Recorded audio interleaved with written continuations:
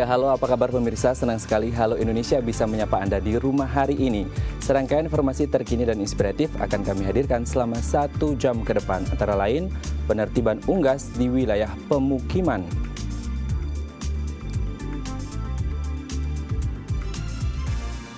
Ada pula klinik gigi unik dengan misi sosial. Ya, dan hari ini Halo Indonesia akan menghadirkan seorang ketua RW inspiratif yang menjadi nominator Kalpataru tahun 2016, selengkapnya dalam segmen Bincang.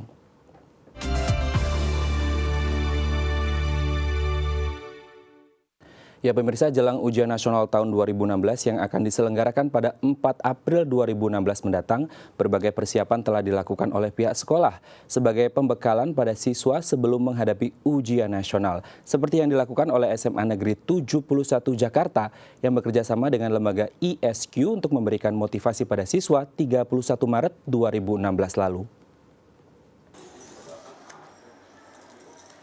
Jelang ujian nasional 2016 yang diselenggarakan 4 April 2016 mendatang, berbagai persiapan telah dilakukan oleh pihak sekolah, baik secara teknis maupun pembekalan seperti tambahan jam belajar bagi siswa kelas 12. SMA Negeri 71 Jakarta Timur selain melaksanakan kegiatan tersebut, juga telah selesai melaksanakan kegiatan istighosah atau doa bersama yang dilakukan sejak Februari hingga Maret.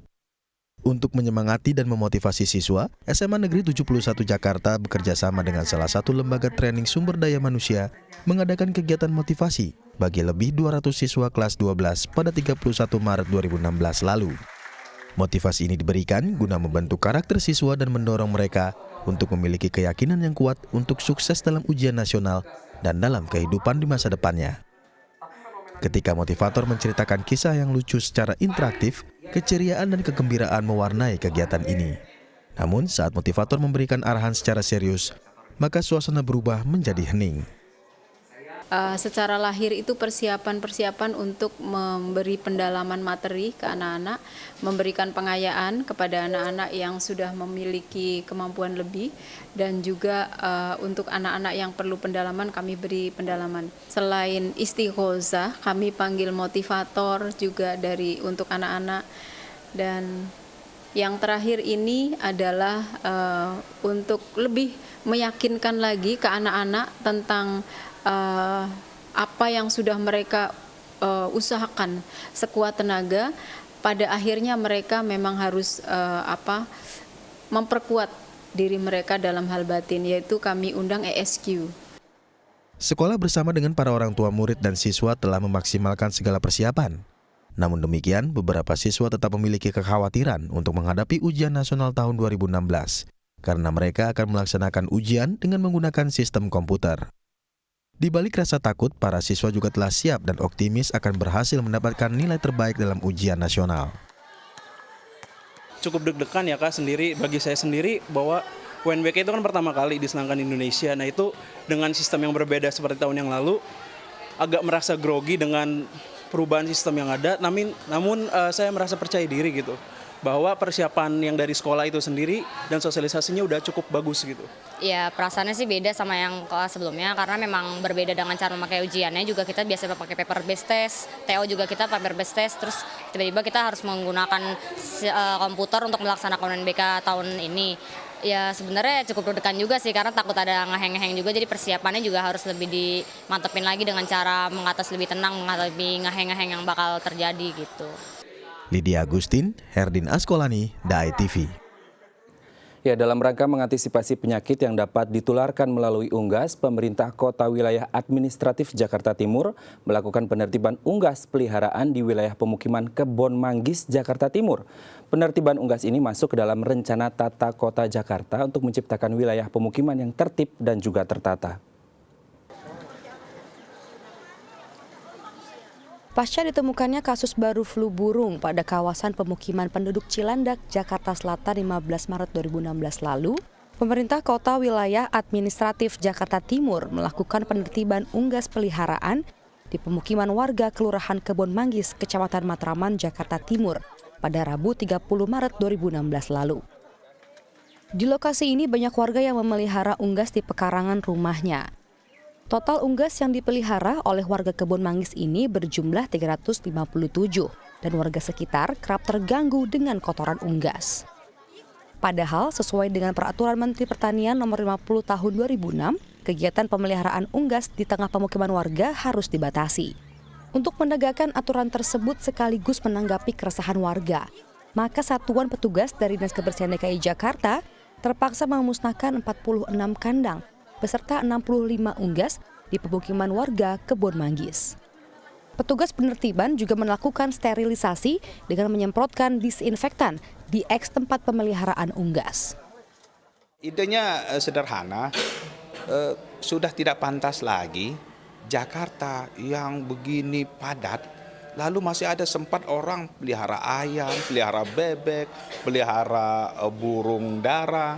Nah ini kan mengganggu ya. Mengganggu tetangga, mengganggu lingkungan, menjadi suasana yang tidak nyaman di pemukiman itu. Nah, apalagi terkait dengan adanya virus flu burung tadi, kita harus waspada, kita harus antisipasi. Nah, Jakarta Timur ini adalah kelurahan yang kelima yang melakukan sweeping, dan kita ke depannya seluruh kelurahan di Jakarta Timur ini harus kita lakukan sweeping.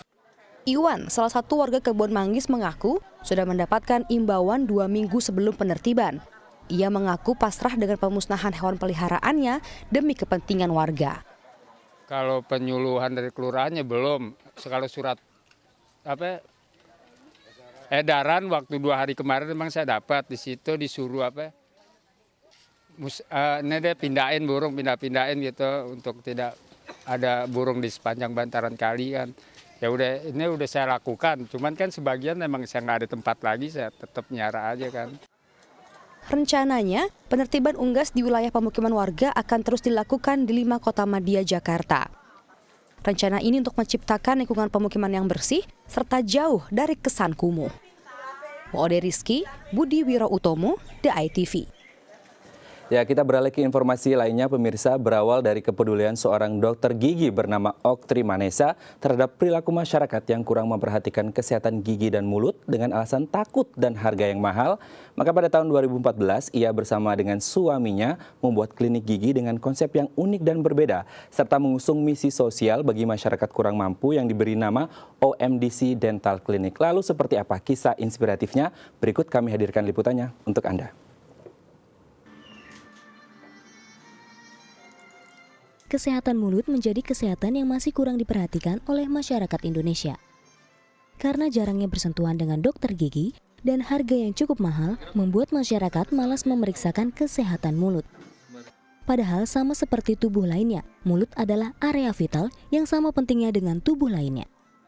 Dr. Oktri Manesa berupaya merubah paradigma buruk tentang dokter gigi. Pada tahun 2013, ia membangun klinik bernama Oktri Manesa Dental Clinic. Klinik ini dibangun dengan cat dan interior bernuansa pink, yang melambangkan keramahan dan kenyamanan. Para pasien di OMDC Clinic juga bisa dibuat betah menunggu antrian. Karena ada keharuman aromaterapi, fasilitas wifi, TV kabel, bahkan foto booth. Tak hanya itu, petugas front office akan melayani dengan ramah pertanyaan pasien, serta bersedia memberikan minuman secara gratis. Selain kenyamanan, Dokter Gigi Oktri juga melakukan pendekatan konsep biaya pemeriksaan terjangkau, sistem reservasi untuk mengetahui rincian biaya, dan tak lupa juga menjalankan misi sosial. Ide konsep pelayanan ini tidak lahir begitu saja. Berdasarkan pengalaman prakteknya Dr. Oktri selama di daerah terpencil di salah satu desa Nangroe Aceh, ia merekam betapa banyaknya masyarakat Aceh yang mengabaikan masalah kesehatan gigi dan mulut. Hal tersebut disebabkan oleh tidak terjangkaunya biaya. Berkat bantuan sang suami, klinik yang berada di Buncit Raya nomor 6 Jakarta Selatan kini memiliki 7 dental klinik yang melayani lebih dari 2.000 pasien tiap bulannya. Sebenarnya dulu ketika saya bertugas menjadi dokter gigi PTT di daerah Nanggro Aceh Darussalam, dari situ saya melihat ternyata banyak sekali masyarakat yang masih kurang teredukasi dengan baik tentang kesehatan gigi dan mulut. Mereka menganggap profesi dokter gigi merupakan profesi yang elit dan ditakuti oleh masyarakat.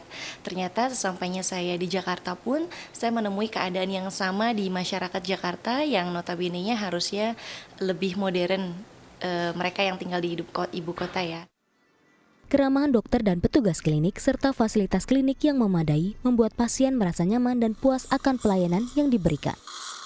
Seperti yang dirasakan oleh Ganesha, pasien yang datang dari Bogor. Awalnya saya nggak tahu tentang omdisi sama sekali Mbak ya. Nah, tapi saya suka lihat dari Instagram gitu-gitu. Tiba-tiba saya menemukan omdisi ini. Ternyata pas ini juga hari pertama kali saya datang, saya lihat tempatnya tuh nyaman banget. Kayaknya kayak bukan rumah sakit ya, bener-bener kayak klinik banget, aman. Terus semuanya ramah-ramah juga. Pokoknya enak deh kalau mau coba gigi, apapun tentang gigi kayak ini the best place. Kedepannya, Oktri akan menambah beberapa cabang di Jakarta dan kota besar. Untuk rencana jangka panjang, tim OMDC ingin membuka rumah sakit gigi dan mulut. Lydia Agustin, Budi Utomo, DAI TV. Ya, pemirsa, menjaga kesehatan gigi dan mulut dapat berpengaruh terhadap kesehatan organ tubuh lainnya. Karena gigi merupakan salah satu bagian yang sangat penting pada tubuh manusia. Mengabaikan kesehatan gigi dan mulut dapat menyebabkan gigi rusak, serta bakteri yang terdapat di dalamnya dapat menyebabkan berbagai penyakit. Lalu seperti peradangan, ginjal, sendi, dan juga sakit kepala. Sebagian orang kurang memperhatikan atau menjaga kesehatan gigi dan mulut. Hal tersebut dapat menyebabkan berbagai penyakit yang serius.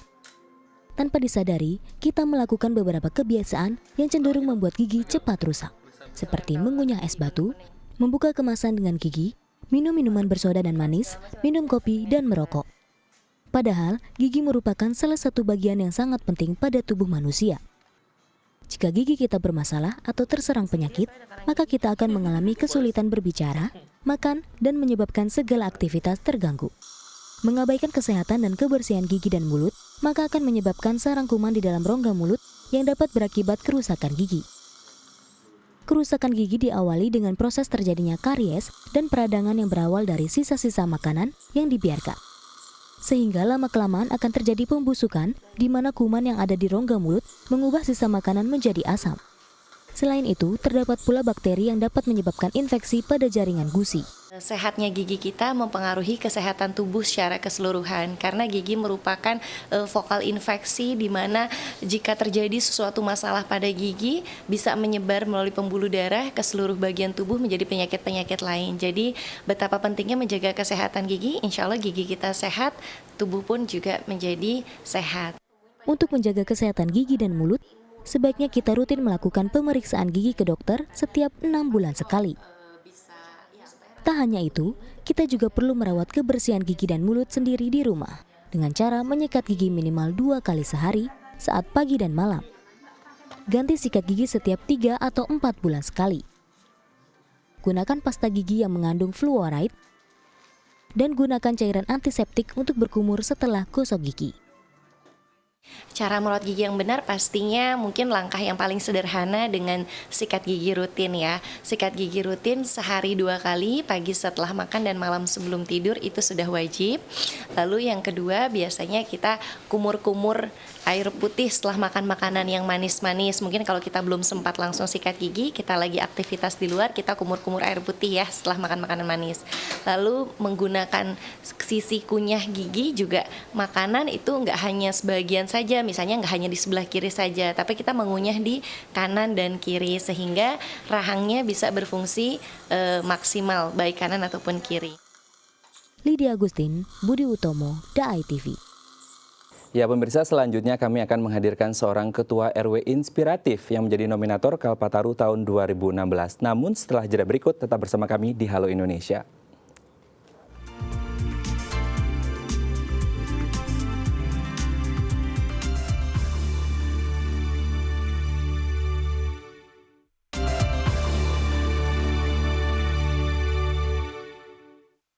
Ya, Anda masih bersama kami di Halo Indonesia dan dalam segmen bincang kali ini seperti biasa di hari Jumat kami akan menghadirkan sosok yang inspiratif. Dan tema hari ini adalah Ketua RW yang menjadi nominator Kalpataru. Seperti kita tahu pemirsa, bahwasanya di Jakarta ini atau juga kemudian di beberapa daerah lainnya banyak yang memandang sebelah mata keberadaan RT dan juga RW. Kalau kita menilik apa yang terjadi di Jakarta, ini banyak kemudian apartemen dan juga rusun yang tidak memiliki kepengurusan RT dan RW. Padahal kalau kita menilik dari Permendagri Mendagri nomor 5 tahun 2007 dan juga Pergub DKI Jakarta tahun 2014, ini peranan RT dan juga RW sangat penting. Nah, ini ada kemudian salah seorang RW di RW 9 Semper Barat Jakarta Utara, ini kemudian dapat membuat lingkungannya ini sangat luar biasa aktif dengan berbagai prestasi. Nah, untuk membahas seorang RW yang menjadi nominator Kalpataru tahun 2016 telah hadir bersama kami di Studio Halo Indonesia Nanang Suwardi selaku Ketua RW 09 Semper Barat Jakarta Utara dan juga nominator Kalpataru Nasional tahun 2016.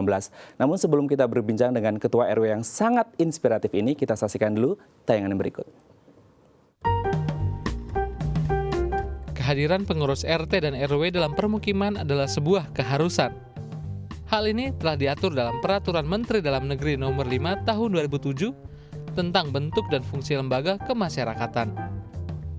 Di Jakarta, peran RT dan RW pun telah diatur dalam Peraturan Gubernur Nomor 168 Tahun 2014 bahwa pengurus RT dan RW bertugas membantu lurah dalam mensosialisasikan program-program pemerintah, mendata penduduk, menjaga keamanan lingkungan warga, dan menggerakkan gotong royong untuk kepentingan lingkungan. Walau demikian, masih ada tempat di Jakarta yang belum memiliki pengurus RT dan RW. Salah satunya adalah di Rumah Susun Muara Baru, Jakarta Utara. Untuk masalah kependudukan, warga di sana masih menumpang kepengurusan di RT 23, RW 17, Kelurahan Penjaringan yang letaknya di permukiman dekat rusun. Jumlah penduduk rusun Muara Baru yang mencapai 40.000 jiwa tentu menyulitkan pengurus RT dalam mendata penduduk. Sebab menurut peraturan, satu RT melingkupi 80 hingga 160 kepala keluarga, dan dalam satu RW terdapat 8 hingga 16 RT. Hingga saat ini masih banyak rumah susun dan apartemen yang belum memiliki pengurus RT dan RW. Suku Dinas Kependudukan Jakarta Selatan pun menyebutkan, 70% apartemen dan rumah susun di Jakarta Selatan masih belum memiliki pengurus RT dan RW. Baik, jika biasanya masyarakat memandang sebelah mata keberadaan RT dan RW, tapi ini ada sesuatu yang berbeda ya pemirsa. RW 09 di Semper Barat ini memiliki seorang RW yang sangat luar biasa inspiratif, sehingga pernah mendapatkan Kalpataru dari DKI Jakarta dan sekarang menjadi nominator di Kalpataru 2016 Nasional. Dan untuk membahasnya, langsung saja kita sapa Pak Nanang. Halo Pak Nanang, selamat datang di Halo Indonesia. Selamat datang, selamat pagi. Selamat pagi. Gimana kabarnya Pak? Alhamdulillah baik. Alhamdulillah baik ya. Pak Nanang, ini kalau kita lihat tadi banyak sekali yang dilakukan di RW 9 Semper Barat Jakarta Utara. Kita lihat ada bank sampah, ada PAUD dan lain sebagainya. Tapi kalau kita coba menilik dulu yang ada di lingkungan yang ada di Semper Barat ini, tahun 2008 ini banjir luar biasa di Semper Barat ya, RW 9 khususnya. Tapi kemudian tahun 2010 berkurang 70%. Bagaimana kemudian bisa sedrastis itu Pak Nanang? Ya, sebenarnya tidak terlepas daripada peran serta masyarakat ya, dan pembinaan kelurahan Semper Barat itu sendiri. Bagaimana sebagai RT dan RW itu kan fungsinya bukan hanya sekedar melayani, tapi bagaimana kita membangun sikap mental masyarakat, mindset masyarakat, dan melakukan pemberdayaan ekonomi atau pemberdayaan daripada masyarakat itu sendiri. Oke. Tapi memang apakah kemudian kan seperti kita tahu Jakarta ini kan kota majemuk, kota metropolitan di mana tidak hanya satu suku saja tapi banyak kemudian ada watak yang berbeda, suku dan kepribadian yang berbeda ya Pak ya. Tapi kemudian bagaimana bisa menyamaratakan pemikiran sehingga semuanya sama-sama solid? Ya, sebenarnya tergantung daripada niat kita sendiri ya. Bagaimana kita lebih kepada memberikan contoh kepada masyarakat. Apalagi di Jakarta masyarakat begitu majemuk ya, bermacam-macam karakter, kemudian adat istiadat yang sangat berbeda. Nah, sehingga kita tidak perlu lagi sebagai ketua RT instruktif kepada mereka, tapi bagaimana kita menjadi teladan bagi mereka, bagaimana kita lebih memberikan contoh yang baik kepada mereka. Sehingga ketika kita sudah dipercaya oleh mereka, apapun yang kita lakukan, mereka akan mengikuti kita, seperti itu. Oke. Tapi apakah memang semuanya menurut atau memang ada beberapa orang yang kemudian masih agak antipati untuk ikut kegiatan gotong royong kah, kerja bakti kah, seperti itu? Iya, sebenarnya begini. Pada dasarnya manusia itu ingin berbuat baik ya. Dalam hati nuraninya mereka itu pasti ingin berbuat baik. Tapi bagaimana kita juga bisa melakukan pembinaan kepada mereka. Sebenarnya mereka bukan tidak mau ya, bukan tidak mau, tapi mereka mungkin ikut berpartisipasi dengan cara yang berbeda. Kan di Jakarta itu sangat sibuk ya, sangat katakanlah 24 jam kalau dikatakan Jakarta tuh kota yang tidak pernah tidur kan gitu. Nah, begitu juga masyarakat kita, ada yang kerja malam dan sebagainya. Nah, mereka bukan tidak mau, tapi bagaimana bisa mengatur waktu mereka juga untuk berpartisipasi kepada kita. Nah itu, Ya. yang menarik adalah mengatur waktu, karena kita Iya. konteksnya Jakarta ya, Betul. bukan di daerah. Iya, Seperti betul, itu. Kita tahu Jakarta entah macet, Betul. kemudian ada berbagai macam urusan, mungkin rumah tangganya masing-masing. Lalu kemudian bagaimana menyingkronkan agar sama-sama ketika terdapat kegiatan di RT RW-nya, mereka bisa kumpul bareng. Ya sebenarnya kalau di RW 9 itu banyak kegiatan, sangat banyak kegiatan. Baik itu siang ataupun malam. Katakanlah kalau pelayanan masyarakat di Jakarta 24 jam, RT RW 24 jam harus standby melayani masyarakat. Nah kemudian juga kita punya jadwal-jadwal tersendiri dari mulai hari Senin sampai Sabtu kita punya jadwal kegiatan ya. Dari mulai tentang pendidikan, kesehatan, kemudian pembinaan pemuda dan sebagainya, itu dari Senin sampai Sabtu kita punya agenda itu. Kemudian malam hari kita pelayanan masyarakat. Bahkan di RW 9 itu kan kita ada sistem itu pelayanan masyarakat tuh pagi, siang dan sore, bahkan malam hari. Kita punya panel masih di situ kan. Sehingga kita bisa mengatur waktu sesuai dengan porsinya petugas itu sendiri, termasuk para RT juga. Dan setiap 1 minggu sekali memang kita bergantian RT hadir ke kantor RW untuk melayani masyarakatnya. Nah seperti itu. Oke, melayani masyarakat. Nah, mungkin ini masih banyak yang belum bisa menerapkan hal itu, melayani masyarakat. Banyak kemudian RT dan RW di Indonesia, bukan kita membandingkan ya, tapi kemudian kita melihat fakta yang ada saat ini. Lalu kemudian bagaimana Pak Nanang melihat partisipasi dari ketua RT ke ketua RW yang ada di Indonesia saat ini? Apakah memang sudah maksimal? Kalau saya lihat, saya pikir upaya untuk maksimal pelayanan itu sudah ada, sudah kelihatan ya. Terutama Jakarta menjadi kota besar, menjadi barometer ya sebagai gerbang Republik ini. Jadi sudah menunjukkan tugas-tugas peran fungsi RT itu secara maksimal saya kira ya. Dan tidak terlepas juga ataupun tidak ketinggalan juga di wilayah lain. Saya rasa itu sudah kelihatan. Walaupun hasilnya belum maksimal, tapi upaya itu sudah dilakukan. Contoh misalkan banyak kegiatan-kegiatan yang berkaitan dengan pelayanan masyarakat, contoh pembuatan KTP, kartu keluarga, yang berkaitan dengan kependudukan. Dan ini bisa dilakukan siang ataupun malam hari. Nah itu seperti itu. Jadi itu upaya-upaya daripada petugas RT dan RW secara maksimal untuk melayani masyarakat dengan baik. Nah, seperti itu. Oke, ini memang maksimal sekali ya apa yang sudah dilakukan. Dan nanti setelah jeda kita akan membahas tentang program-program apa saja yang sedang dijalankan di RW 9 ya Pak. Namun setelah jeda berikut tetap bersama kami di Halo Indonesia.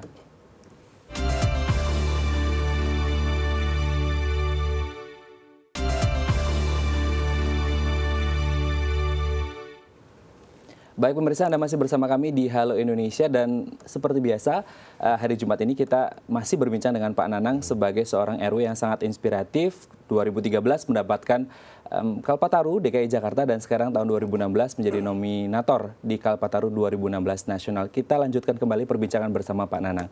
Pak Nanang, tadi banyak program sebenarnya yang ada di RW 9 Semper Barat. Bisa diceritakan nggak yang paling banyak dikerjakan saat ini aktivitasnya apa saja? Ya kalau saat ini sebenarnya programnya sangat banyak, tapi sekarang kita lebih berfokus kepada lingkungan ya, dengan pengolahan sampah dan kesehatan serta pendidikan, tiga hal itu. Tapi juga tidak terlepas daripada kita juga bagaimana kita membangun infrastruktur di wilayah itu sendiri, nah seperti itu. Oke, tadi ada bank sampah, kemudian ada PAUD-nya juga. Nah, kemudian kenapa programnya jadi banyak banget nih Pak? Gitu. Ini kayaknya bukan program RW ya kalau kita lihat, karena skop RW mungkin dalam pikiran kita, pandangan kita adalah skop yang kecil, tapi kemudian ada bank sampah, PAUD dan masih ada program-program yang lainnya. Apa saja? Ya sebenarnya kalau untuk menghidupkan suatu kegiatan di satu lingkungan, emang semua harus terencana. Nah kita RW 9 Semper Barat itu punya program, ada 9 program kerja ya, yang kita sebut Seroja, yaitu 9 program kerja. Nah, di antaranya adalah kesehatan, pendidikan, kemudian lingkungan, kemudian pembinaan kepemudaan, kemudian bagaimana juga kita membina kepada pemberdayaan perempuan dan sebagainya. Nah itu kita semua lakukan. Nah sekarang kita berfokus kepada sistem pengolahan sampah di lingkungan itu, yang itu nggak pernah henti kita lakukan. Makanya di RW 9 setiap kegiatan apapun yang kita lakukan dari mulai posyandu balita, lansia, BKB PAUD, kemudian KPPMBA ya, itu kelompok pemberi masyarakat pemberi makanan tambahan untuk para lansia, kemudian kelas bumil. Semuanya sudah ada unsur sampah. Nah, seperti itu. Jadi setiap kegiatan mereka membawa sampah dari rumah tangga. Karena yang paling besar memberikan kontribusi sampah terhadap lingkungan dari rumah tangga kan 53%. Nah, seperti itu. Makanya termasuk PAUD, kita punya program adalah anak usia dini cinta lingkungan dengan programnya penanaman 100 pohon pertama menumbuhkan jutaan pohon berikutnya. Oke, Nah, seperti itu. Betul sekali. Ini kalau kita lihat tadi mencoba mengutip apa yang tadi Pak Nanang sebutkan tentang sampah memang banyak dari sampah rumah tangga atau domestik. Nah, kemudian ketika masyarakat atau warga sudah mengumpulkan sampah, kemudian nanti prosesnya seperti apakah? Apakah warga juga yang akan ikut dalam prosesnya atau Pak Nanang dan juga pihak lain? Iya, kita punya tim di RW itu ada namanya sistem pengelolaan sampah namanya Bank Sampah Karya Peduli yang kita dirikan waktu tahun 2008 yang pemerintah masyarakat belum banyak tahu tentang itu kan. Kemudian nah sampah dari rumah tangga itu ditabung ke bank sampah di sana. Di situ jadi nasabah ya. Kemudian di situ diolah oleh tim kita, tim Bank Sampah Karya Peduli, ada semacam tas, kemudian kita buat kompos, kita buat ya bermacam-macam kerajinan tangan di sana oleh ibu-ibu PKK dan Karang Taruna. Nah, ini pengolahan sampahnya di sana di Bank Sampah Karya Peduli. Oke, ada PAUD, ada Bank Sampah, ada program yang lainnya. Mungkin ini yang menjadi kemudian menjadikan Pak Nanang kemarin 2013 mendapatkan Kalpataru DKI Jakarta dan tahun 2016 ini menjadi nominator. Nah, kita ingin tahu sebenarnya sosok Pak Nanang selaku nominator dari Kalpataru tahun 2016 dalam tayangan berikut. Dalam Peraturan Gubernur DKI Jakarta Nomor 168 Tahun 2014 dan Peraturan Menteri Dalam Negeri Nomor 5 Tahun 2007, pengurus RT dan RW tak hanya berfungsi untuk membantu lurah dalam pendataan penduduk. Akan tetapi, RT dan RW juga berperan penting melakukan penggerakan pembangunan dan pemberdayaan masyarakat. Seperti yang dilakukan oleh Nanang Suwandi, Ketua RW 9 Kelurahan Semper Barat, Jakarta Utara. Berawal dari keprihatinannya dengan kondisi lingkungan tempat tinggalnya yang sering banjir, pada tahun 2008, Nanang berinisiatif mendirikan bank sampah bernama Karya Peduli. Melalui bank sampah ini, ia mendorong warganya untuk menabung sampah, dan hasilnya dapat digunakan untuk kebutuhan harian warga. Selain itu, pria yang telah menjabat Ketua RW selama 3 periode ini mendirikan PAUD Kemuning, di mana warga bisa menggunakan sampah plastik untuk membayar biaya pendidikan. Untuk mendorong kemandirian warga, Nanang juga aktif menggerakkan ibu-ibu PKK membuat barang kerajinan hasil daur ulang sampah. Bersama warganya, Nanang pun telah mengajak kegiatan gotong royong lingkungan, seperti memperbaiki saluran air dan jalan, serta mendirikan ruang edukasi dan aspirasi. Semuanya menggunakan dana swadaya masyarakat. Atas prestasinya, pada tahun 2013, Nanang Suwandi mendapatkan Kalpataru tingkat Provinsi DKI Jakarta. Bahkan tahun ini, Nanang masuk dalam nominasi Piala Kalpataru tingkat nasional. Baik, itu tadi tayangan memang banyak hal yang harus diurusi oleh baik Ketua RT, RW ataupun tingkat yang lainnya dan tidak mudah sebenarnya pemirsa untuk menjadi nominator Kalpataru karena memang bukan hanya sekedar tujuan atau goal tapi juga harus dari passion, memang jiwa sosialnya juga tinggi. Oke, kita lanjutkan kembali perbincangan kita bersama Pak Nanang. Pak Nanang, bisa diceritakan kisah ya dari 2013 mendapatkan penghargaan Kalpataru dari DKI Jakarta, kemudian tahun 2016 ini nominator Kalpataru nasional loh Pak. Bisa diceritakan? Ya sebenarnya saya sendiri tidak punya target untuk meraih Kalpataru ya. Bukan sebuah penghargaan, pengakuan itu yang saya kejar dalam rangka pembinaan di lingkungan sebenarnya. Saya melakukan itu ya artinya natural saja, saya lakukan karena untuk kepentingan masyarakat dan lingkungan. Dan tidak pernah bermimpi juga kalau tahun 2013 saya salah satu orang mendapat penghargaan Kalpataru DKI Jakarta. Dan saya juga nggak menyangka juga kalau tahun 2016 ini salah satu nominasi ya Kalpataru di tingkat nasional. Saya nggak menyangka seperti itu. Dan penilaian dari mana pun saya nggak ngerti. Tapi menurut saya kayaknya apakah saya sudah layak untuk mendapatkan itu kan gitu. Saya pikir masih banyak orang-orang yang banyak lebih berbuat daripada saya kayak begitu. Oke, sebenarnya yang harus dilakukan sebagai seorang RT RW yang kita bilang sebagai pemimpin warga lah dalam skop yang jauh lebih kecil. Bagaimana sih sebenarnya yang harus dilakukan oleh seorang RT atau RW kepada warganya? Ya, saya kata-kata di awal sebenarnya bagaimana tergantung kepada kita. Kan jadi ketua RT dan RW tidak cukup melayani masyarakat dengan memberikan satu surat pengantar KTP, KK dan sebagainya, tapi lebih kepada kita pembinaan kepada masyarakat, pemberdayaan masyarakat, pemberdayaan ekonomi dan sebagainya, dan juga bisa menggali potensi swadaya masyarakat itu sendiri. Karena apabila ada satu lingkungan dalam pembangunan, memang tidak terlepas daripada peran pemerintah, anggaran pemerintah daerah. Tapi kita sebagai masyarakat juga jangan lupa, kita punya kewajiban dan punya tanggung jawab yang sama seperti itu kan. Katakanlah setiap pembangunan di wilayah DKI Jakarta itu melalui musrembang. Dan ketika kita menyampaikan usulan itu kan 1 tahun sebelumnya dan 1 tahun berikutnya baru itu dilaksanakan. Itu pun menjadi skala prioritas. Nah kemudian saya sering katakan kepada para RT dan tokoh masyarakat di RW 9 Semper Barat, kita tidak harus terus bergantung kepada anggaran pemerintah. Banyak hal yang diurus oleh pemerintah DKI Jakarta. Nah, selama kita bisa untuk membangun wilayah kita dengan cara kita, dengan swadaya kita, semaksimal mungkin kita lakukan itu, kenapa enggak?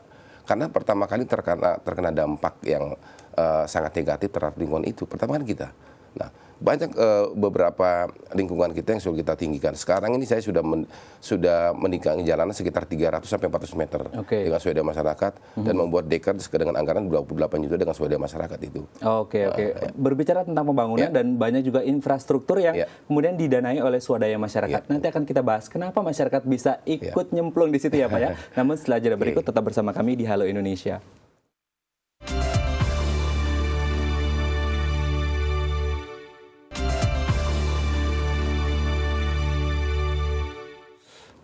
Baik pemirsa, ini biasanya kalau di lingkungan masyarakat ini agak susah untuk mengumpulkan warga untuk entah itu bergotong royong kah, kerja bakti kah, atau kegiatan yang lainnya. Tapi kemudian ini ada yang berbeda di RW 9 Semper Barat. Ini kemudian justru warganya yang proaktif untuk mendatangi ketua RT ataupun ketua PKK-nya untuk menanyakan aktivitas apa yang sedang terjadi. Makanya tidak aneh kalau kemudian banyak infrastruktur di RW 9 Semper Barat ini yang dibangun oleh dana swadaya masyarakat. Oke, kita lanjutkan kembali perbincangan kita dengan Pak Nanang. Pak Nanang, tadi sebelum break kita berbicara tentang swadaya.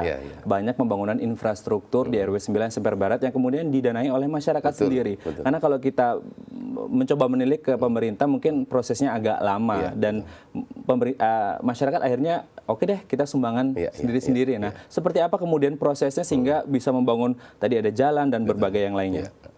Ya sebenarnya saya sering sampaikan kepada masyarakat bahwa kampung kita menjadi baik itu tergantung kita. Kita yang menentukan gitu. Bukan sekedar pemerintah. Pemerintah kan hanya backup ya kan. Sudah dengan anggaran yang memang ditentukan dan dibagi-bagi untuk semua wilayah di Jakarta kan. Bukan hanya RW 9 atau Semper Barat atau Cilinci kan gitu. Nah, tapi bagaimana juga saya katakan tadi peran serta masyarakat, tokoh masyarakat, RT RW, bagaimana bisa membangun sinergisitas yang baik dalam rangka pembangunan itu sendiri. Makanya saya katakan kepada masyarakat setiap bulan kita ketemu dengan para RT dan tokoh masyarakat, Ibu PKK, kemudian Karang Taruna, selalu membicarakan tentang lingkungan kita. Bahwa kampung kita adalah harga diri kita, kan gitu, kehormatan kita. Maka oleh karenanya tidak terlepas daripada tanggung jawab kita sendiri. Nah, pembangunan dalam satu lingkungan harus kita paksakan, kalau tidak dia akan bisa. Nah, masyarakat bagaimana? Kita menyampaikan kepada masyarakat, kalau kita mau nyaman, tidak harus menunggu. Apa yang kita bisa lakukan? Semaksimal mungkin yang bisa kita lakukan. Nah, seperti itu. Dan tentunya bertahap. Mana jalan-jalan dulu yang harus kita perbaiki, yang menjadi skala prioritas dengan swadaya masyarakat. Nah, seperti itu kita lakukan.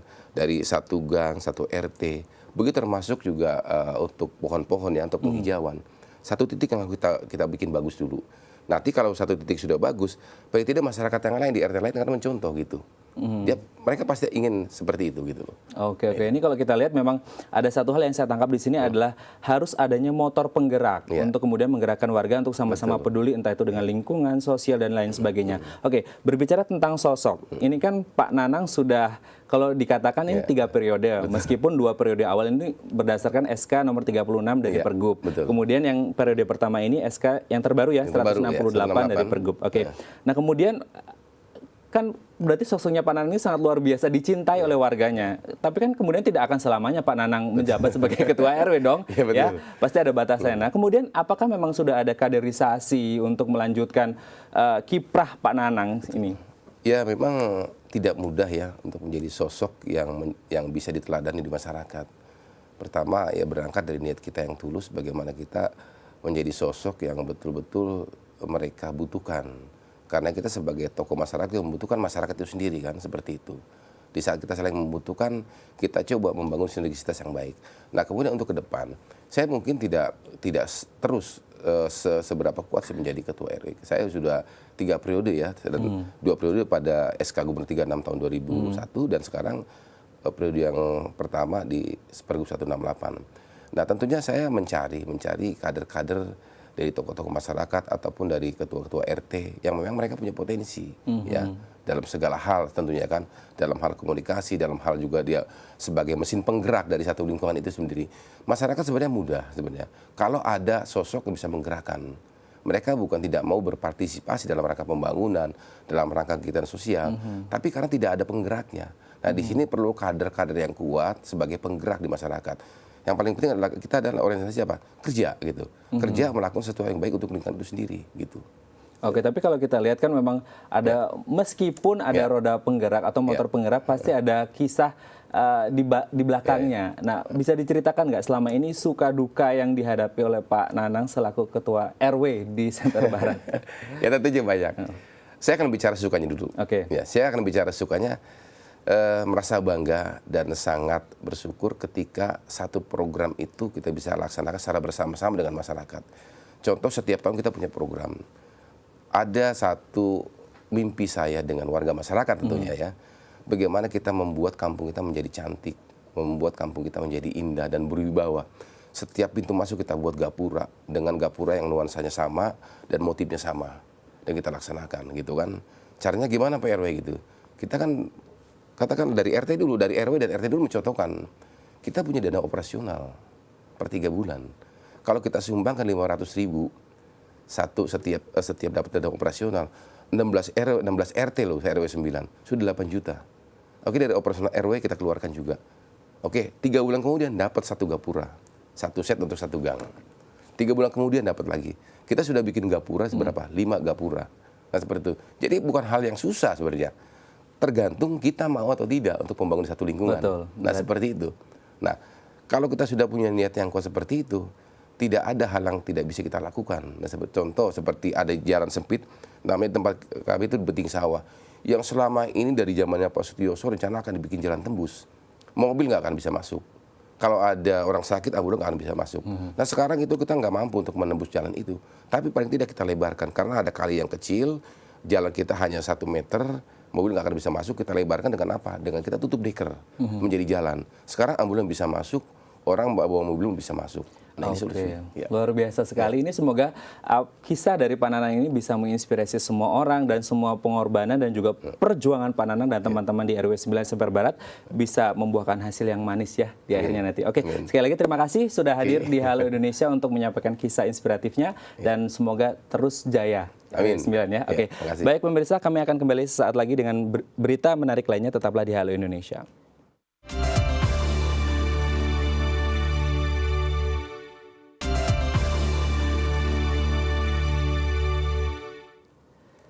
Ya, pemirsa, memilih tayangan televisi yang bermuatan positif dan membangun merupakan sebuah tindakan bijak. Seperti yang kita tahu, isi siaran televisi ini memiliki dampak yang cukup kuat dalam menentukan sikap masyarakat. Untuk itu, Komisi Penyiaran Indonesia mengerahkan tenaga khusus untuk memantau isi siaran televisi. Kontribusi mereka adalah dalam menyeleksi tayangan televisi yang layak untuk ditonton. Maraknya produksi siaran media elektronik, baik televisi maupun radio, membuat Komisi Penyiaran Indonesia harus jeli dalam mengawasi siaran televisi dan radio. KPI merupakan lembaga independen negara yang bertanggung jawab dalam menjamin isi siaran agar tidak bertentangan dengan etika penyiaran.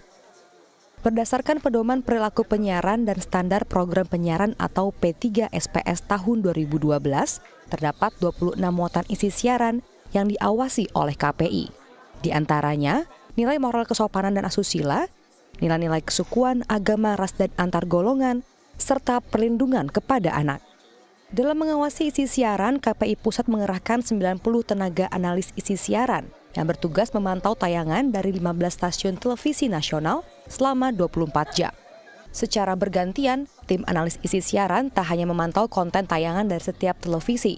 Mereka juga menilai dan mencatat jika ada tayangan televisi yang tidak sesuai dengan pedoman standar dan etika penyiaran. Mereka melakukan pemantauan, menemukan potensi-potensi pelanggaran yang kira-kira melanggar P3 SPS. Potensi-potensi pelanggaran ini kemudian dilaporkan ke tenaga ahli. Setelah dilakukan pengetikan dan permintaan tayangan ke bagian editing, dilakukan verifikasi awal. Apakah betul, apakah sesuai antara deskripsi analisis ini dengan visualisasi tayangannya. Ini proses verifikasi awal. Setelah dilakukan proses verifikasi awal, maka dilakukan proses verifikasi akhir, dilakukan oleh saya sebagai koordinator. Nah, hasil verifikasi akhir ini nanti dibawa ke rapat mingguan isi siaran. Tak mudah dalam menilai sebuah tayangan di televisi. Hal ini diakui Atika Zahra yang sudah 5 tahun bekerja sebagai tenaga analis isi siaran KPI. Selain ketelitian, pengetahuan akan pedoman standar isi siaran juga harus mumpuni agar menghasilkan penilaian yang objektif. Baginya, pekerjaan yang dilakoninya saat ini merupakan sebuah sumbangsih bagi masyarakat, agar masyarakat dapat menikmati tayangan televisi yang positif.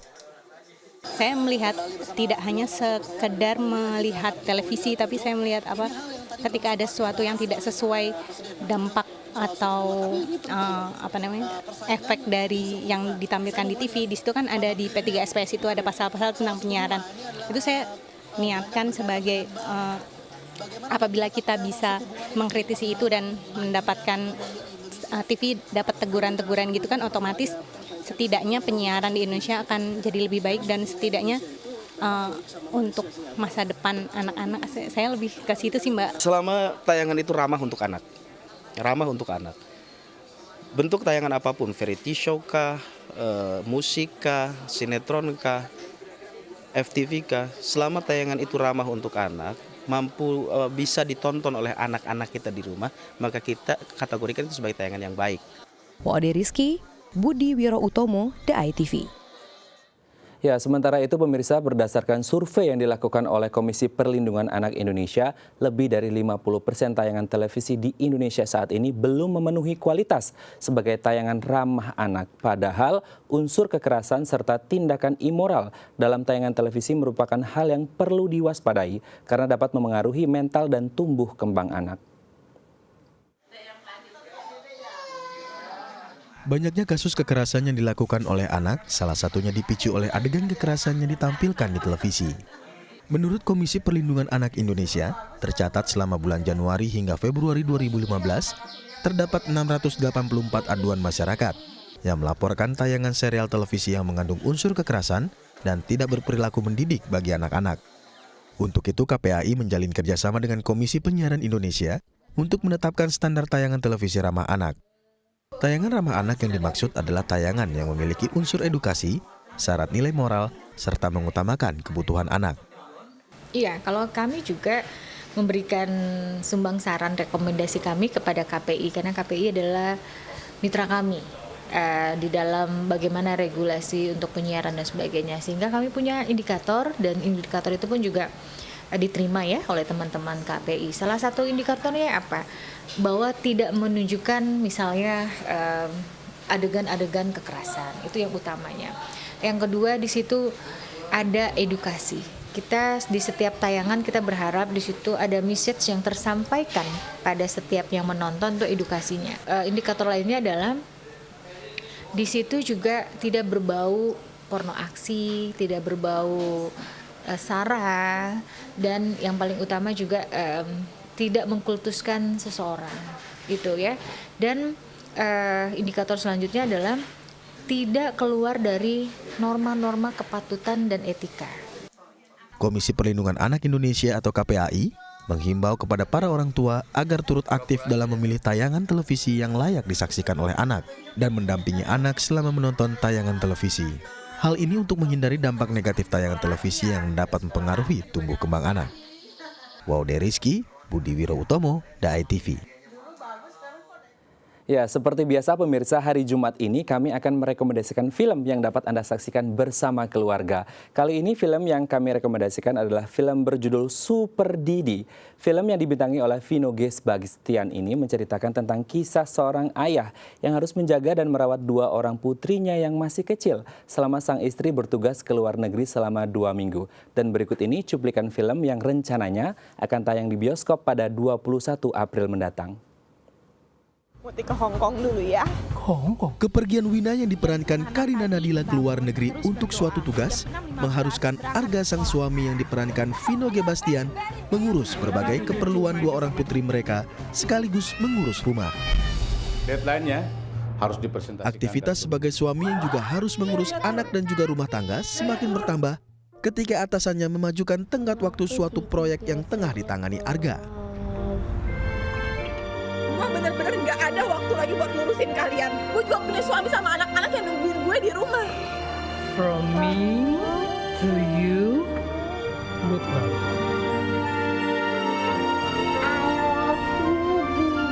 I love you sayang.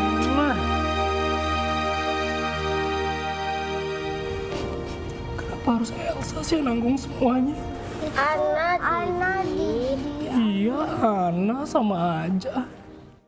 Ya pemirsa, sekian perjumpaan kita hari ini. Saksikan terus Halo Indonesia dari Senin hingga Jumat di waktu yang sama. Dan jangan lupa juga untuk follow Twitter kami di @daai_tv dan @haloindo_daai_tv. Saya Raden Madlias mewakili seluruh kru yang bertugas pamit undur diri. Sampai jumpa dan selamat beraktivitas.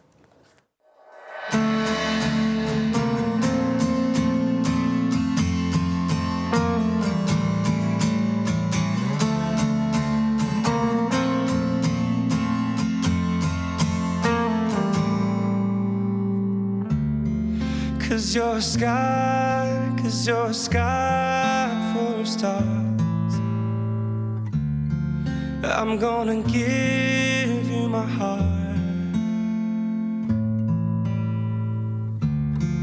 Cause you're a sky full of stars. Cause you light up the path. I don't care, go on and tear me apart. I don't care if you do. Cause in a sky full of stars, I think I saw you.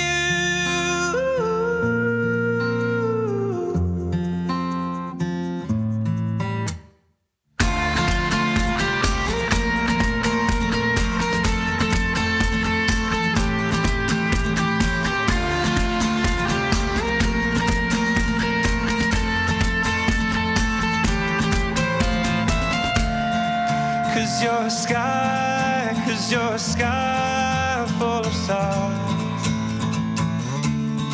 I wanna die in your arms. Oh. Cause you get lighter the more it gets dark. I'm gonna give